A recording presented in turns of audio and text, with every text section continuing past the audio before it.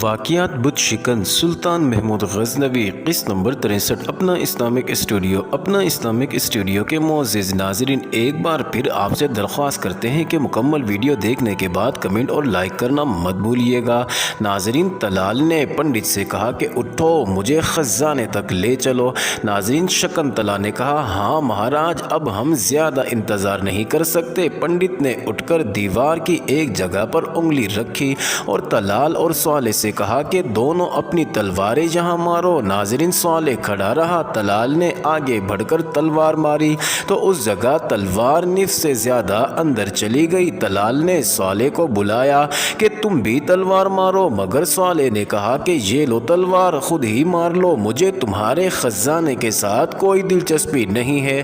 یہ کہہ کر صالح نے اپنی تلوار طلال کی طرف پھینک۔ ناظرین، پنڈت نے تلوار اٹھائی اور طلال کی تلوار کے ساتھ دیوار میں گھونپ دی اور طلال سے بولا کہ اب تلواروں کو دائیں جانب گھماؤ۔ ناظرین، طلال نے دونوں تلواریں ایک طرف دبائیں تو مٹی کا ایک بہت بڑا گولا اور تودا سا جو گول شکل کا تھا گھوم کر آہستہ آہستہ دیوار سے الگ ہونے لگا۔ اس سے پہلے بالکل پتہ نہیں چلتا تھا کہ یہ سل نما تودا اس میں ہے۔ زور لگانے سے وہ باہر کو گر پڑا اور دیوار میں ایک سرنگ نما راستہ بن گیا۔ ناظرین، پنڈت نے رانی سے کہا، رانی، اس سرنگ میں داخل ہو جاؤ، اور پھر طلال کے کندھے پر ہاتھ رکھ کر کہا کہ تم بھی رانی کے پیچھے داخل ہو جاؤ، میں مشعل لے کر تمہارے پیچھے آتا۔ جب وہ دونوں سرنگ میں داخل ہو گئے تو پنڈت نے صالح کی طرف دیکھا اور پوچھا کہ تم؟ تو صالح نے کہا کہ مجھے خزانے کے ساتھ کوئی دلچسپی نہیں ہے، اور پنڈت کے ہونٹوں پر مسکراہٹ آ گئی۔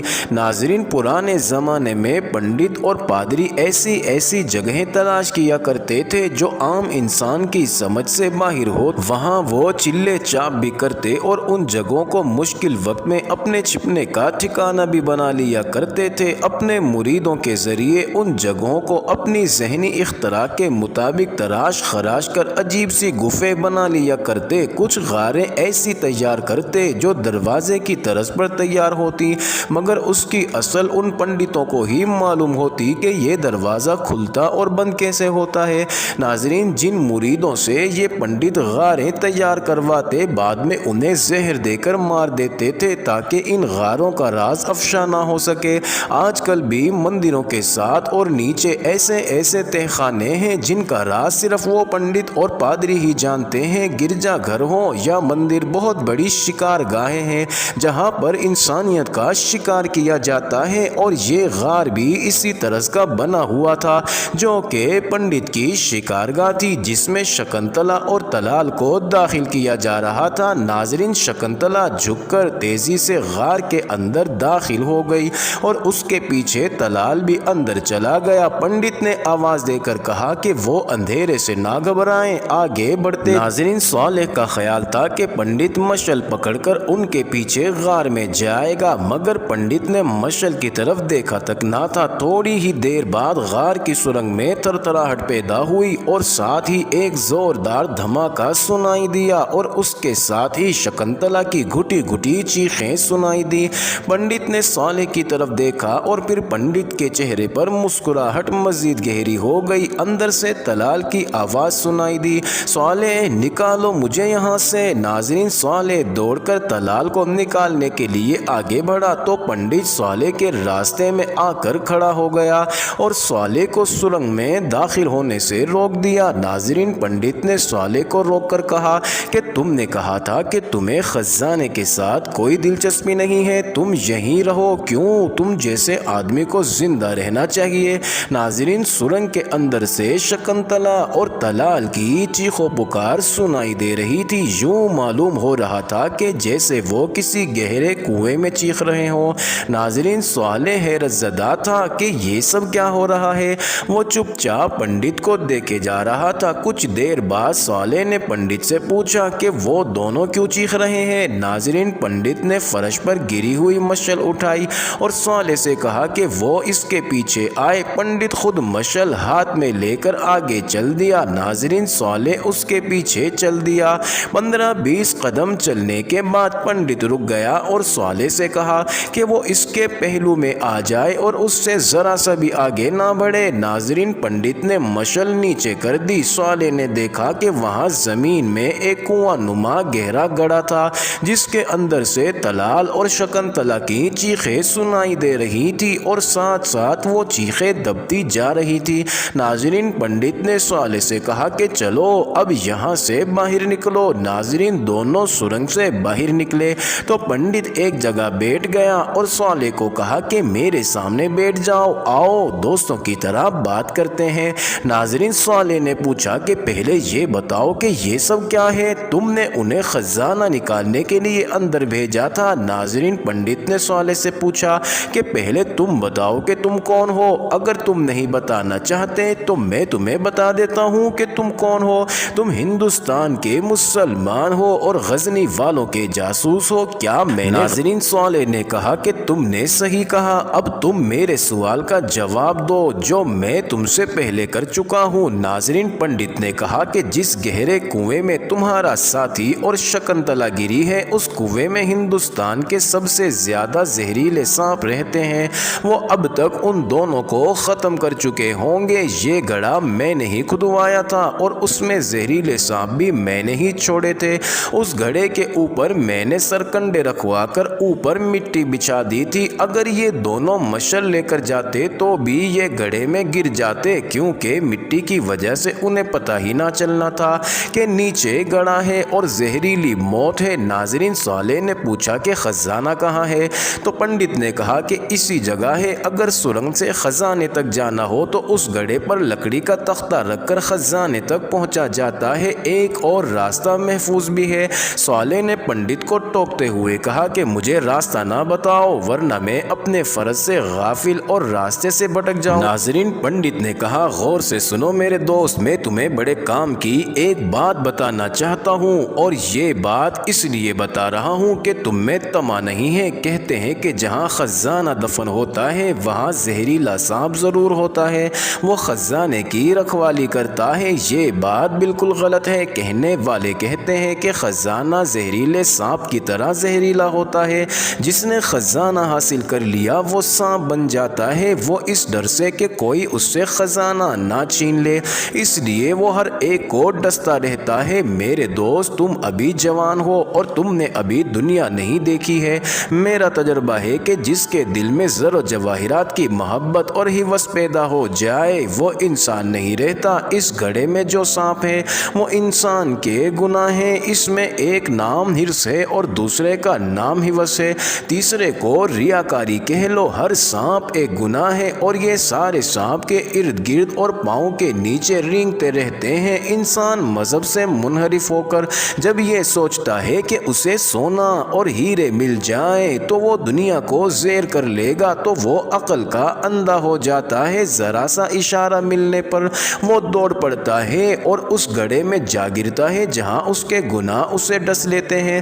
یہ خزانہ میں بھی نکال سکتا تھا، میرے علاوہ اس کا راز کسی کو معلوم نہیں، حتیٰ کہ جس کا خزانہ ہے اسے بھی اس کا راز معلوم نہیں ہے۔ لیکن جب سے یہ راز میرے سینے میں آیا ہے تو میں رات دن عبادت کرتا رہتا ہوں تاکہ اس خزانے کا لالچ میرے اوپر حاوی نہ ہو جائے۔ ناظرین، سوالے نے کہا کہ اگر تمہارا مذہب سچا ہوتا تو تم کبھی گمراہ نہ ہوتے۔ مجھے دیکھو، تم نے مجھے بتا دیا کہ گڑھے پر تختہ رکھ کر خزانے تک جایا جا سکتا ہے، مگر مجھے اس خزانے کا ذرا سا بھی خیال نہیں آ رہا۔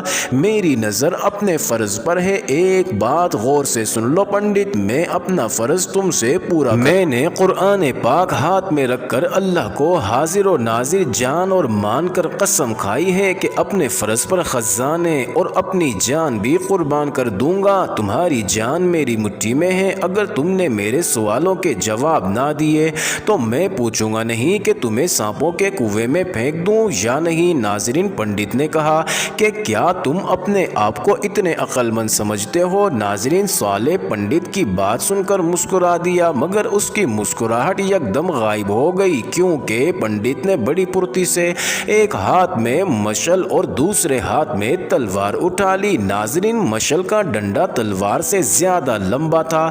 پنڈت اتنی پھرتی سے اٹھا کہ سوالے کو ہلنے کی مہلت تک نہ ملی تھی۔ ناظرین، پنڈت نے سوالے کو للکارا، تمہارے پاس تلوار ہے आओ तुम अपना फ़र्ज़ पूरा करो और मैं अपना फ़र्ज़ पूरा करता हूँ। नाज़रीन, सालेह तेज़ी से तलवार उठाकर पंडित की तरफ बढ़ा। जब सालेह ने पंडित पर तलवार का वार किया तो पंडित ने जलती हुई मशल सालेह के चेहरे के इतने करीब कर दी कि सालेह का चेहरा झुलसने लगा और सालेह की आंखें बंद हो गईं। नाज़रीन, पंडित ने चिल्लाकर कहा कि अब बचो मेरे वार से। नाज़रीन, सालेह उछलकर पीछे हट गया। पंडित ने सालेह से कहा कि मैं तुम्हें लड़ने का पूरा मौका दूंगा ताकि तुम अपना फ़र्ज़ पूरा कर लो। नाज़रीन, सालेह ने पैंतरा बदल कर पंडित पर वार किया, मगर पंडित उसके हर वार करने से पहले मशल आगे कर देता था। नाज़रीन, सालेह ने मशल पर वार करने शुरू कर दिए, मगर पंडित ने हर वार से मशल बचा ली। पंडित अभी वार नहीं कर रहा था, वो बस सालेह के वार रोक रहा था, जबकि सालेह तेजी से वार पर वार किए जा रहा था। सालेह के 2-3 वार गार की दीवार। अचानक पंडित ने सालेह पर ताबड़तोड़ हमले करने शुरू कर दिए। सालेह ने पंडित का हर वार तलवार पर रोका, मगर जलती हुई मशल सालेह को पीछे हटने पर मजबूर कर रही थी। पंडित ने एक वार इतना भरपूर किया कि तलवार सालेह के हाथ से छूटकर दूर जा गिरी। सालेह तलवार उठाने लगा तो इतनी देर में पंडित ने फिर वार कर दिया। सालेह पंडित के वार से बचने के लिए नीचे बैठ गया। नाज़रीन, पंडित ने मशल सालेह के चेहरे के करीब की तो सालेह खुद को मशल की आग से बचाने के लिए पीछे की जानिब। नाज़रीन, सालेह अब खुद को बचाने के लिए बैठे बैठे पीछे सरक रहा था। सालेह देख ना सका कि वो सुरंग में चला गया है जो सांपों वाले कुएं तक जाती है। पंडित ने सालेह से कहा कि देखो तो तुम इस वक्त कहाँ हो, तुम्हारे पीछे भी मौत है और आगे भी मौत है, अब बोलो जिंदगी चाहते हो या मौत। नाज़रीन, सालेह ने कहा कि मैं खजाने के लिए नहीं मर रहा, दुश्मन से लड़ते हुए मर रहा हूँ, मुझे यही मौत चाहिए। आगे आओ पंडित, मैं तुमसे निहत्था ही लड़ूंगा। नाज़रीन, पंडित ने हंसकर कहा कि तुम नहीं मरोगे, बाहर आ जाओ। ये कहकर पंडित सुरंग से बाहर निकल आया। सालेह बरूक शिकस्त खोरदा सा होकर सुरंग से बाहर निकल आया। पंडित ने मशल का डंडा जमीन में गाड़ दिया और तलवार परे रख दी। पंडित को अब शायद खतरा ही ना रहा हो कि सालेह अब उस पर हमला नहीं करेगा। पंडित जमीन पर बैठ गया। उसने सालेह से कहा कि तुम भी सामने बैठ जाओ। नाज़रीन, सालेह ने जमीन पर बैठते ही बावकार लहजे में पंडित से पूछा कि तुमने मुझे कत्ल क्यों नहीं किया, मुझे धकेलते हुए सांपों के गड्ढे में क्यों ना गिरा दिया। पंडित ने कहा क्योंकि तुम्हें मेरे दिल ने पसंद किया है, तुम भी मेरी तरह फर्ज शनास हो और तुम्हारे दिल में अपने मजहब का बहुत एहतराम है, तुम्हें ज़र जवाहिरात का लालच नहीं है, मुझे जंग व जदल से नफरत है, मैं भी मजहब का परिस्तार हूँ लेकिन सिपाही हूँ। तुमने देख लिया कि जिस तरह तुमने खजाने को ठुकराया है उसका मैं तुम्हें इनाम देना चाहता हूँ। सालेह और पंडित ज़मीन पर एक दूसरे के आमने सामने बैठे हुए थे। पंडित सालेह की नेक नियति और अपने फ़र्ज से मोहब्बत और अपने मज़हब से मोहब्बत और मुसलमान से मोहब्बत देख कर बहुत मुतासिर हुआ। उसने ना सिर्फ सालेह की जान बख्शी बल्कि उसे इनाम भी देना चाहा, मगर सालेह ने कहा कि अगर तुम मुझे इनाम देना चाहते हो तो उस चीज़ का इनाम दो जो मैं तुमसे मांगू। मुझे उस खजाने से ज़रा भी दिलचस्पी नहीं है जो तुमने यहाँ छुपा रखा है और ना ही मुझे सोने चांदी हीरे मोतियों का इनाम चाहिए।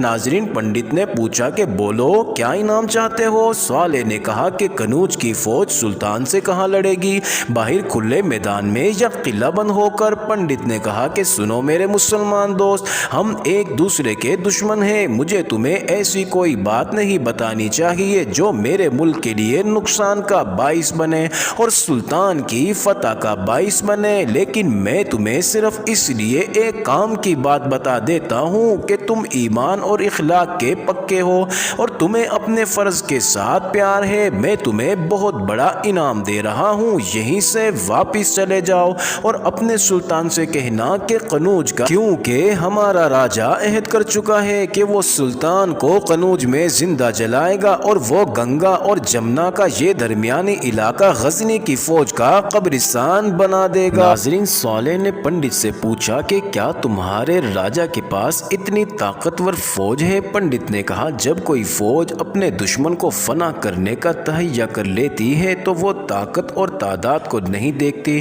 قنوج کی فوج کا ہر ایک سپاہی سلطان اور غزنی کی فوج سے ہر اس مندر کی توہین کا انتقام لینے کے لیے تیار ہو چکا ہے جو انہوں نے یہاں آ کر اجاڑے ہیں۔ لیکن میرے دوست ایک بات اور، مہاراجہ قنوج اکیلا نہیں ہے بلکہ لاہور کے راجہ بھیم پال کی فوج بھی یہاں پہنچ چکی ہے۔ صالح نے کہا کہ وہ فوج کہاں ہے؟ پنڈت نے کہا کہ میں نہیں بتاؤں گا کہ وہ فوج کہاں ہے، میں تمہیں کہہ رہا ہوں کہ اپنے سلطان کو جا کر خبردار کر دو، وہ خوش ہو کر تمہیں انعام دے گا۔ اسے بتانا کہ اس جنگل میں اس کے لیے جال بچھایا جا چکا، وہ اس جال میں سے نہیں نکل سکے گا، اس کی فوج کا وہی انجام ہوگا جو مہابن کی فوج کا اس کی فوج کے ہاتھوں ہوا تھا۔ ناظرین، مہابن کی فوج جمنا میں ڈوب گئی تھی اور اب غزنی کی فوج کو اسی دریا میں ڈوبنا ہے۔ بھیم پال کی فوج کے علاوہ یہاں ایک فوج بھی ہے، یہ مترا بلند شہر مہابن کے جنگجو کے شکست خوردہ فوجی ہیں جو قنوج میں آئے تو ان کی ایک فوج بنا لی گئی۔ یہ لوگ انتقام کی آگ میں جل رہے ہیں، تمہارے سلطان کو قنوج کا محاصرہ کرنے کا موقع ہی نہیں ملے گا۔ اور میرے دوست، حقیقت بات یہ ہے کہ غزنی کی فوج کا مقابلہ اس سے پہلے کہیں بھی نہیں ہوا ہے، مگر اب اس کی اپنی فوج مقابلہ کرنے کے قابل نہیں رہی ہے۔ ہمارے راجوں نے تو سلطان کو موقع دیا ہے کہ وہ قنوج کے جال تک آ جائے، وہ آ رہا ہے، جاؤ اسے روک لو، اسے کہو کہ انسانوں کا ناحق خون بہانے اور پردیسی سپاہیوں کو یہاں لا کر مروانے سے باز آ جاؤ اور یہاں زندہ جلنے کی بجائے غزنی جا کر بادشاہوں کی طرح رہو۔ وہ دونوں وہاں سے باہر نکل آئے، باہر دو گھوڑے کھڑے۔ ناظرین، پنڈت نے کہا کہ ایک گھوڑا شکنتلا رانی کا ہے جو اندر مری پڑی ہے، اس کا گھوڑا تم لے جاؤ۔ اپنا اسلامک اسٹوڈیو کے معزز ناظرین، اگلے روز پنڈت مہاراجہ قنوج راجیہ پال کے سامنے بیٹھا ہوا تھا۔ اس نے مہاراجہ کو بتایا کہ اس کی لاڈلی رانی شکنتلا کو خزانے کا لالچ کھا گیا ہے۔ ناظرین، پنڈت نے پوری تفصیل سے اس کی کہانی اور مرنے کا واقعہ راجہ کو سنایا۔ راجہ پر جیسے اس کا کچھ اثر نہ ہوا ہو، اس کے ہونٹوں پر مسکراہٹ آ گئی اور اس نے پنڈت کو خراج تحسین پیش کیا۔ پنڈت نے مہاراجہ سے کہا کہ میں نے ایک اور کارنامہ سر انجام دیا ہے، رانی کے ساتھ ساتھ غزنی کے ایک جاسوس کو بھی سانپوں کے کنویں میں پھینک دیا ہے اور ایک اور جاسوس کو دھوکہ دے کر زندہ رکھا اور یہ بتا کر واپس جانے دیا کہ اپنے سلطان سے کہہ دے کہ وہ قنوج کا رخ نہ کرے۔ ناظرین، پنڈت نے جو کچھ بھی صالح کو سنایا وہ سب راجہ کو بھی بتا دیا اور کہا کہ میں نے آپ کی عزت کی خاطر، آپ کو فتح دلانے کی خاطر اور اس مندر کی عزت کی خاطر جھوٹ بولا ہے، میرے جھوٹ کو سچ ثابت کر دیں، خزانے کو ذہن سے اتار دیں، وہاں تک کوئی نہیں پہنچ سکتا۔ میں یقین سے کہتا ہوں کہ میں نے سلطان پر دہشت طاری کرنے کا بندوبست کر دیا ہے، آپ اپنی فوج کو باہر بھیج دیں، لڑیں مہاراج لڑیں۔ معزز ناظرین، یہ انٹرسٹنگ ویڈیو جاری ہے، اگلی ویڈیو قسط نمبر 64 میں دیکھنا مت بھولیے گا۔